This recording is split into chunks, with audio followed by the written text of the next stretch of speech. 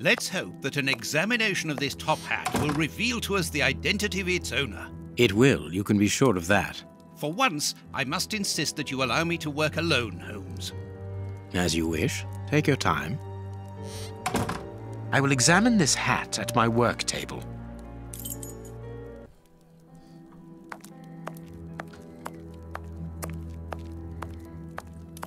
I kind of want to see what Watson's up to.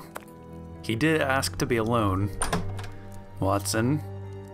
Wait, is the book of female anatomy missing? Oh no, I think it is. Watson, don't be gross.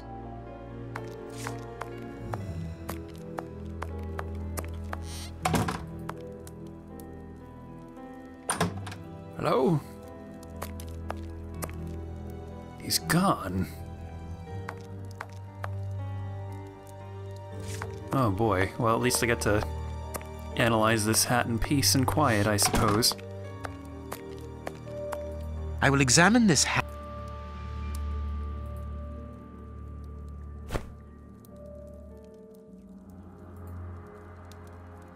This hat is of an exceptional quality.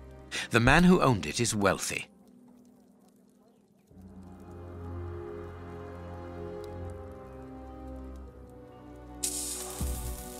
Slight scratch marks. Someone has changed the ribbon for another, more modern one, which shows a certain taste for current fashions. Not a mistress, but someone who pays attention to details. This man is married.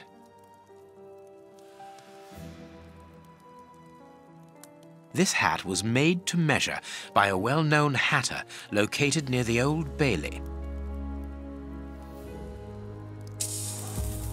Slight scratch marks. The man wears glasses, and whenever he puts them on, he grazes the sides of his hat. This would suggest that he is educated and long-sighted rather than short-sighted. His hair is graying, and judging by the odor, he puts camphor on it. He is probably in his early 50s. Just stick your nose in there, Holmes, and take a big whiff. Heat marks, and a strong smell of tobacco. A cigar smoker, which confirms that this hat belongs to the reporter's visitor. I now have an excellent description of the man that I am looking for. The journalist's mysterious visitor is in a profession highly placed on the social scale. He is rich and married. He must have called Scotland Yard in Farley's presence. He frequents the law courts, from which he makes his purchases. This man is a judge. Let us look through my files to see if I can identify this judge. I have a memoir on the most influential judges.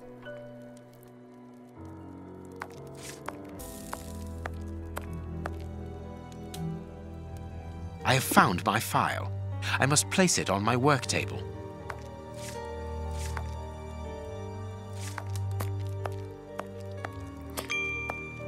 I did like that hat analysis, though. That was, it's kind of classic Sherlock Holmes. Finding all the small details and whatnot. Classic Holmes! Alright. Got a couple people here. And what am I doing? Well, it's definitely this guy. I mean, oh, look at this beard! Look at that powdered wig! If that doesn't scream conspirator, I don't know what does. What am I doing here? I gotta... Oh, I see. I gotta tick them off. Oh, here's a hat, though. Oh, but this guy has a hat, too. So do I have to tick off each one? Or is... I mean... This guy's got a hat. Let's just assume that this guy is the murderer, right? I mean, he's clearly guilty of something. He's got glasses. He's got a cigar. Is that... I don't think so. I don't think that's a cigar. I can't tell what that is. I don't believe that cigars are pointy, so... Is he married, though? Oh, he is. Inexplicably. And looks like he has gray hair. I mean, I don't know why they'd give you a black and white photo and ask you to find what gray hair is, but it looks like it's gray. This guy, he also has a hat. He is smoking a cigar. He is also married and has glasses. Is his hair gray though? I mean, I can't really tell. It kind of looks like it. This guy doesn't really look like gray hair. But he has glasses. Also married.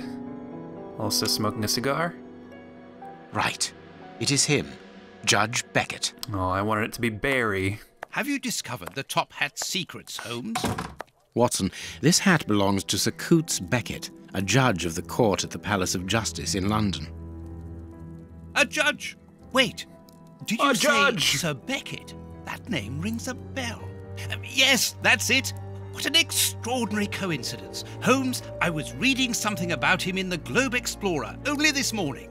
Decidedly, this Beckett seems to have solid ties with the gutter press. I bought it from a rascal who ran off without giving me my change. I'm sure that I've seen him before, and... Spare me the details, Watson. Show me the article. Watson, nobody cares. Watson, I could not care any less.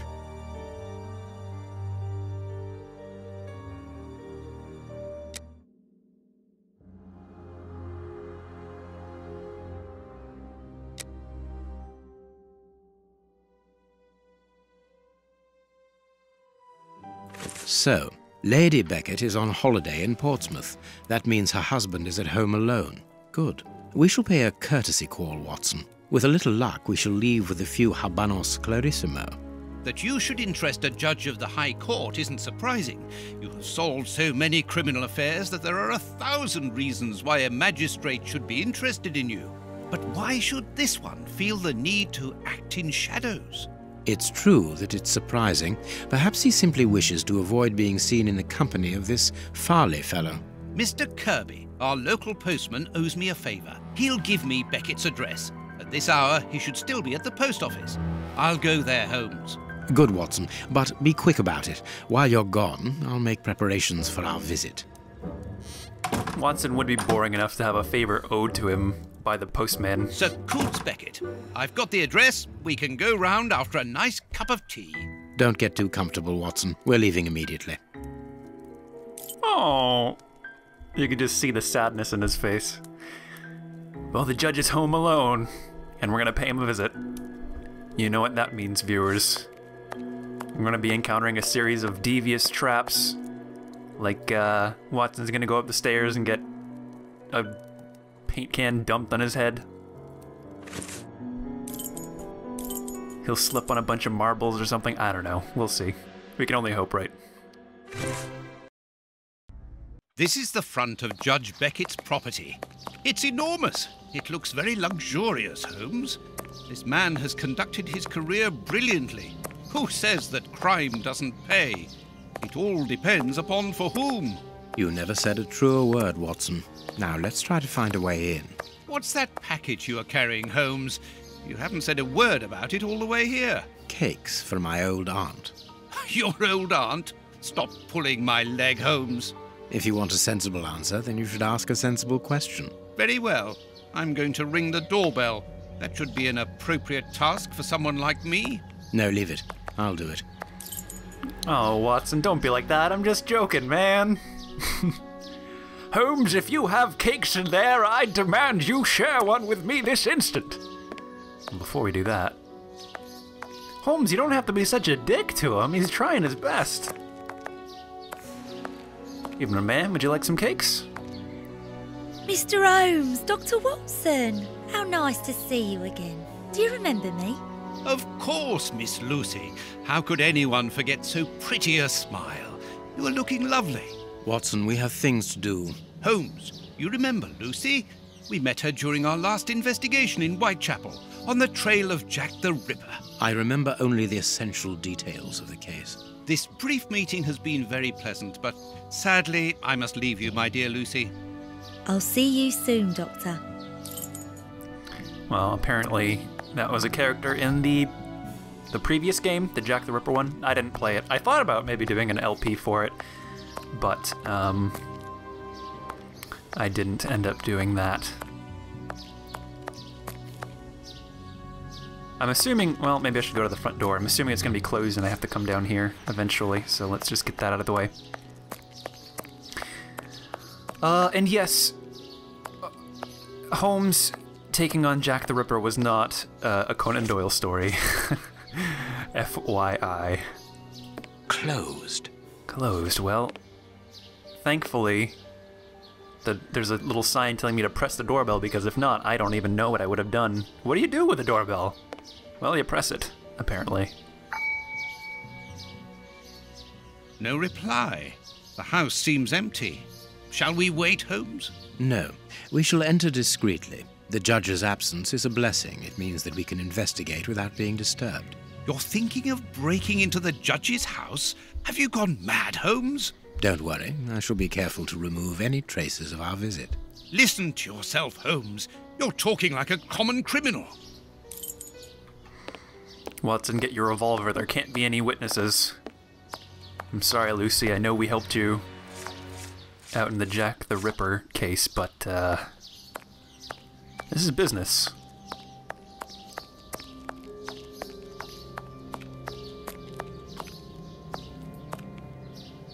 Closed. Oh, never mind. Oh, what else do we have? Anything down here? Do we have anybody singing on the street obnoxiously like last time? I assume I'm gonna hit an invisible wall. Oh, there's something to inspect. Someone moving. Even the residents in the well-off area are having to leave their homes. What a time. It is not surprising. The lack of goods and work makes life hard in London. There's some pathos there for you. A family crying. Times are hard in London. I'm looking at my inventory and I don't have the, I don't have O'Farley cigarettes with me anymore, but I never actually used them. I guess they just disappeared when I solved the puzzle, but I don't know why they'd have me pick them up to begin with. This lock should be easy to pick. Let's see. I need a supple pin, Watson. Can you find me one? Very well, Holmes. There's something oddly erotic about how he's talking about supple pins. Maybe it's just me? Just me? Watson, find me a supple pin. Yes. Maybe I can go borrow one from Lucy? Like a bobby pin? Look, I know my friend was a kind of a dick to you earlier and didn't remember you, even though you're clearly important to this serial killer case, but I'm here. I don't mind flirting. Ah, Lucy, you have no idea how heart-lifting it is to meet you here like this, particularly at this time. Tell me what you've been doing. You've become a florist. Oh yes, Doctor, I am a florist. And I'm married now with beautiful little twin girls. Oh, shoot! Congratulations, Lucy. Enough about congrats. me. Can I help you with something? A pretty bouquet, perhaps? Not at the moment, Lucy. I really need a supple metal stem. If you know what I A mean. plant should do. Oh, I see. Is it to open a door or a window? Aha, Lucy, you are a surprising lady. Let's just say that the lock on the door to my flat gets stuck, and I should like to get in through the window. In that case, a prop wouldn't work. Better to use a hair grip. It's the ideal tool for an honest man who wants to get into his house without going in through the door. You are wonderful, Lucy. Goodbye, Doctor. You're married? I don't care talking to you anymore. I'm looking for a supple metal rod. Perhaps you could help me find it? I think it's in my trousers. Anyway. I'm back, Holmes. I got your supple pin for you, you pervert. Alright, see, I know what I'm doing now for this lockpicking one, and boy, is this kind of all rusty and stuff. Well, I can't move the first one, so it's gotta be like that. And there. This is a piece of cake now that I know what I'm doing. That's not right. Oh, did I say it was a piece of cake? I meant I got, oh, well, I guess gotta. That's not right. There we go. Did I say it was a piece of cake? I meant it's incredibly difficult. Good, we can pass. Here's the kitchen. There's enough room to feed a dozen people in here. Yes, according to the newspaper, the judge's wife also feeds her pupils, in addition to teaching them. Well, Lucy, I hope you didn't need that supple pin back because we bent it to hell. Good grief. Well, Watson, I got cakes. If you want a snack, you want to grab some wine or something, go right ahead. Cooking oil. Cooking oil, you can drink that, right? I'm pretty sure.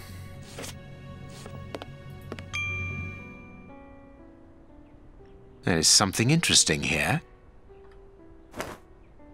An oarlock. This isn't the place for it. A wishbone. Watson, you grab one end and I'll grab the other end and we'll see who has the better luck. Oh yeah, breaking and entering. Don't mind if I do.